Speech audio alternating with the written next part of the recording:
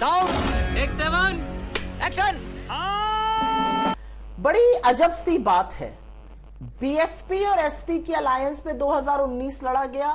ये सच है कि बहुत ज्यादा वोट ट्रांसफर नहीं हुआ, नहीं तो इससे कहीं ज्यादा सीटें आती। केमिस्ट्री जो है वो एसपी और आईएनसी के फेवर में है।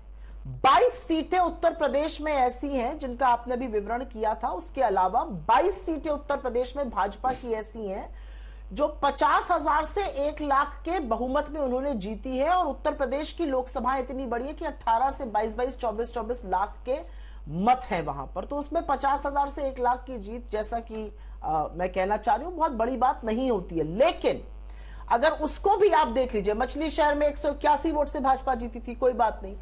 जो अभी सीटें अनाउंस हुई हैं, 17 हमारे साथ, उसके पहले जो सपा ने करी और एक जो चंद्रशेखर जी के लिए है, करीब 42 सीटें अनाउंस हुई हैं, 48 सीटें।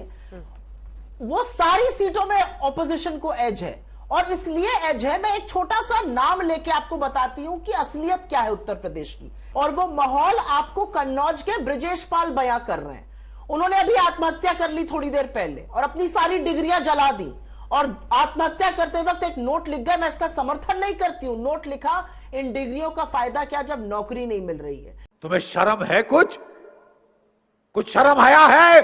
लखनऊ के इको गार्डन में आरओ के लोग अभी तक पिट ही रहे थे प्रदर्शन करते हुए। अब पुलिस कांस्टेबल की जो भर्ती में पेपर लीक हो गया, वो लोग भी पिट रहे हैं। आपके चैनल ने इस बात को प्रखर तरीके से उठाया है, उस बात का साधुवाद। तो उत्तर प्रदेश में जो दिखाने की कोशिश हो रही है भारतीय जनता पार्टी के द्वारा और जो असलियत ग्राउंड पर है, उसमें बहुत भिन्नता है।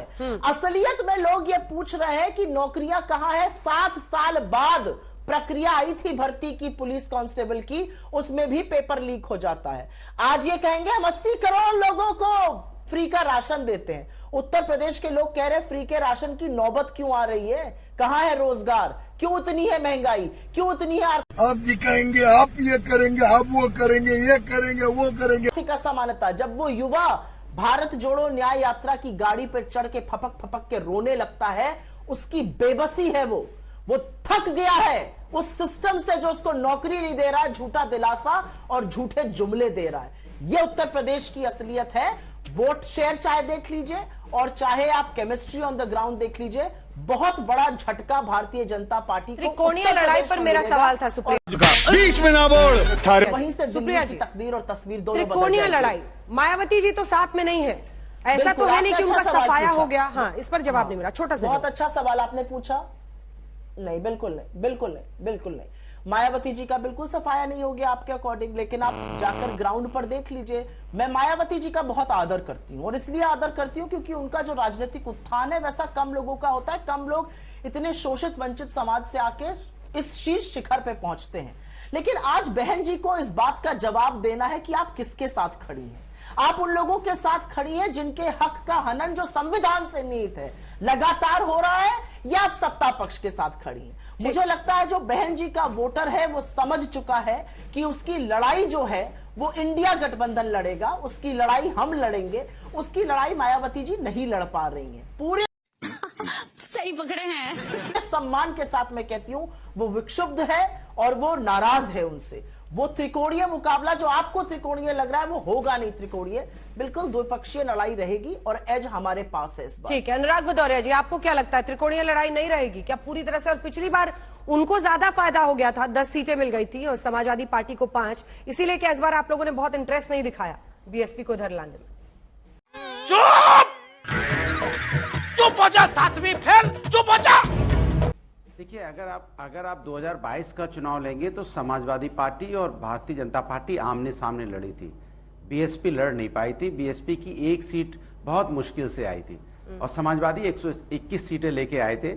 36% वोट समाजवादियों का था। और जो कह रहे हैं गाजियाबाद से गाजीपुर, तो गाजियाबाद से जब गाजीपुर की तरफ चलोगे तो समाजवादी का वोट परसेंट बढ़ता गया। और जब उपचुनाव गाजीपुर में घोसी का हुआ तो बीजेपी वहां जाके घुस गई और बीजेपी का वोट परसेंट वहां पे 50 की बात करें 30%। समाजवादी 45,000 वोट से बाई इलेक्शन जीती अभी हाल में ही, अभी 4-5 महीने भी नहीं हुए हैं और वोट परसेंट वहां 60% के करीब पहुंच गया था।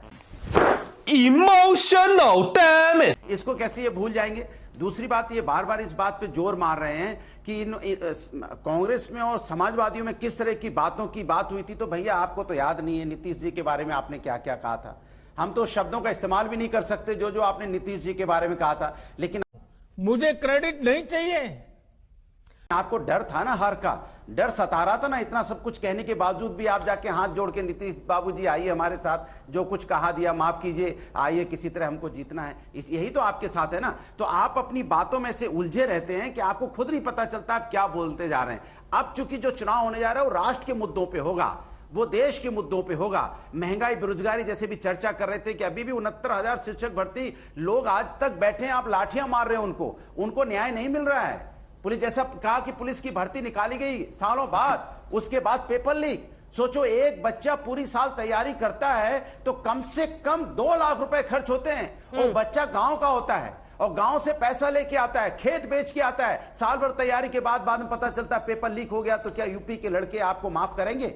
अभी चुनाव आने वाला है, इसलिए मैं बहुत लाइटर नोट में कहते हैं, जब यूपी के आप कहते हैं ना कि अब कौन बात के डर बा जब यूपी के लड़कन साथ बा।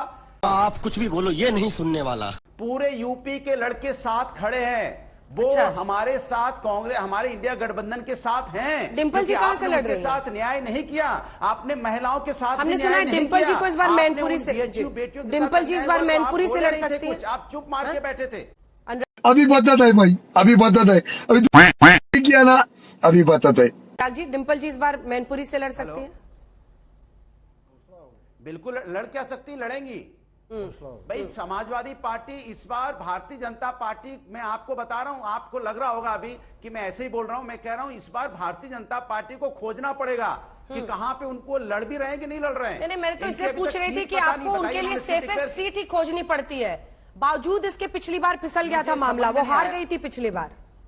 अच्छा ये बात, सेफेस्ट सीट आपने डिंपल यादव जी को दिया है तो अच्छा, तो आप इस बात को मानते हैं ना कि समाजवादी इतना काम करते हैं कि सेफेस्ट सीट भी बना लेते हैं। आप बदायूं को सेफेस्ट सीट बोलते हैं, मैनपुरी को भी बोलते हैं, कन्नौज को भी बोलते हैं, आजमगढ़ को भी बोलते हैं, जौनपुर को भी बोलते हो, बदायूं को भी बोलते हो, मुरादाबाद को भी बोलते हो, संभल को भी बोलते हो। ऐसा है अंजना जी, सुधांशु जी कुछ शब्दों का चयन करते करते कह गए इधर उधर के टुकड़े लोग जोड़ रहे हैं। भाई आप भी कुछ टुकड़े जोड़ लीजिए। क्या हो रहा है आरएलडी के साथ, क्या हो रहा है जेजेपी के साथ, क्या जली ना, तेरी भी जली ना। क्या हो रहा है जेडीयू के साथ, क्या हो रहा है एलजेपी के साथ, क्या हो रहा है जेडीएस के साथ। अरे 38 का कुनबा तो आपने भी जोड़ा है, आप भी तो अपनी कोई सीट वीट शेयरिंग करते हुए दिखाइए। सुनने में आ रहा है बड़ी टक्कर मची हुई है, उस पर भी 2 शब्द बोलिए। अंजना करवाली बेइज्जती जी, आपने मुझसे पूछा कि बिहार में जो एक यूनिटी ऑफ जो ऑपोजिशन थी, इंडेक्स ऑफ ऑपोजिशन यूनिटी, उसके तहत जीत हुई। देखिएगा इस बार उत्तर प्रदेश का चुनाव, और ये मैं किसी कारण से कह रही हूं, उत्तर प्रदेश का चुनाव कोई अकेला किसी खो में रहकर चुनाव नहीं होने जा रहा है, पूरे देश में चुनाव होगा।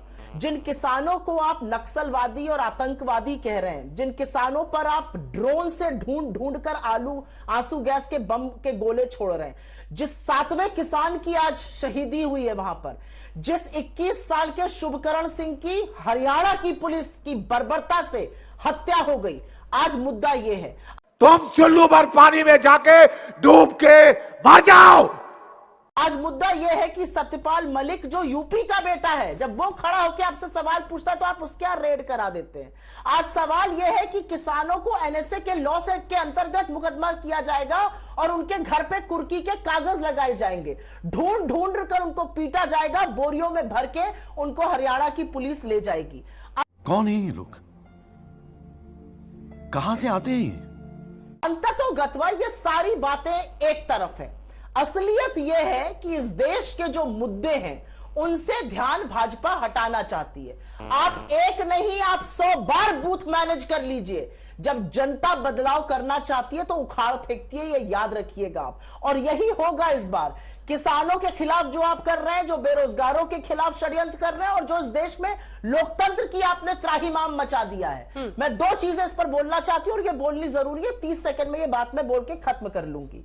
आज की तारीख में सुप्रीम कोर्ट कहता है इलेक्टोरल बॉन्ड जो है वो बिल्कुल खराब चीज है, लोकतंत्र के लिए खतरा, उसको खत्म किया जाए। चंडीगढ़ के मेयर के चुनाव में महज 36 वोट में आपकी सारी असलियत खुल के सामने आ गई। सबको पता चल गया अनिल मसीह का मसीहा कौन था। जनता माफ नहीं करेगी। असलियत एक ये भी है कि कल आपकी प्रवक्ता ने, आम आदमी पार्टी की प्रवक्ता ने खुलासा किया कि उनके ऊपर बीजेपी ने कितना प्रेशर बनाया कि आप इंडिया गठबंधन में ना रहिए। आप इन सब चीजों से कुछ लोगों को डरा सकते हैं, कुछ लोगों को धमका सकते हैं। देश की जनता के सामने इस समय आप मोर्चा लेके खड़े हैं। कोई भी सरकार किसानों के साथ बर्बरता कर कोई चुनाव नहीं जीत सकती है। यह बात मैं डंके की चोट पर कहती हूं और इसके लिए आप मुझे जरूर 2024 के चुनाव के बाद बुलाइएगा और इस स्टूडियो में लताड़िएगा। देश संकट में है। एक बात लेकिन आपको वाउच करके कह सकती हूं 20 सेकंड में, जिन 7 दिनों में चंदौली से लेके वाराणसी और उसके बाद प्रयागराज, प्रतापगढ़, लखनऊ, रायबरेली, अमेठी, कानपुर में जो मैंने देखा वो अभूतपूर्व था और उससे सरकार हिली हुई है और उसके चलते मुझे लगता है बड़ा बदलाव होने वाला है। सुधांशु जी, ये बड़ी अच्छी बात कही आप। 10 सेकंड बोलिए सुप्रिया जी। 10 सेकंड, क्योंकि बस 10 सेकंड, क्योंकि आपने अमेठी का नाम ले लिया तो जो अमेठी की सांसद हैं, जो महंगाई और महिलाओं पर चुप हो जाती हैं, सांप सूंघ जाता है, सिर्फ राहुल गांधी का नाम सुनते ही जग जाती है, वो अमेठी के दौरे पर थी। उस दौरे में लोगों से बोल रही थी, किसी ने आके बोला कुछ मिल नहीं रहा है लाभ, कहने लगी तुम्हारे सोने के बुंदे, तुम गरीब कहाँ हो। दुकानदारों ने कुछ दिक्कत बताई, कहने लगी ये कैमरे हमारे दिखाएंगे वही जो हम चाहेंगे। किसी और ने कुछ कहा। तो ऐसे धमकाने से अगर आपको लगता है कि लोग जीत जाएंगे, आप बड़े बड़े मकान बना सकते हैं, दिल बनाना होता है लोगों के घर में। ये बड़ी अच्छी बात कही आप। खत्म, bye bye, tata, good bye, गया।